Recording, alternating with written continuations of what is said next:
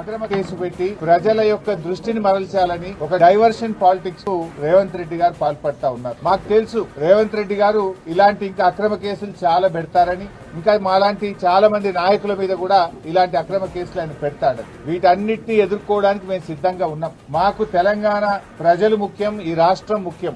ఎన్నో పోరాటాలతోని త్యాగాలతోని తెలంగాణ తెచ్చుకున్నాం. తెలంగాణ బాగుండడం, తెలంగాణ అభివృద్ధి చెందడం, తెలంగాణ ప్రజల సంక్షేమం బీఆర్ఎస్ పార్టీకి అత్యంత ముఖ్యమైనది. మీరు ఎన్ని కేసులు పెట్టినా, మా మీద ఇంకా ఎన్ని రకాలుగా ఒత్తిళ్లు పెట్టినా, నువ్వు ప్రజలకిచ్చిన 6 గ్యారెంటీలు అమలు చేసేదాకా నీ ప్రభుత్వాన్ని నిన్ను ఎట్టి పరిస్థితుల్లో వదిలిపెట్టం. రేవంత్ రెడ్డి అనుకుంటున్నాడు బ్లాక్ మెయిల్ రాజకీయాలతోనో, అక్రమ కేసులతోనో, అరెస్టులతోనో తన ప్రభుత్వం యొక్క తప్పిదాలను కప్పిపుచ్చుకుంటానో, మమ్మల్ని మానసికంగా బలహీనపరుస్తానని అనుకుంటా ఉన్నారు. కానీ మేము మరింత బలంగా పోరాటం తప్ప ఎట్టి పరిస్థితుల్లో నీ అక్రమాలను గాని, నీ 6 గ్యారెంటీల అమలుపై నిన్ను ప్రశ్నించడాన్ని వదిలిపెట్టే ప్రశ్నే ఉత్పన్నం కాదు.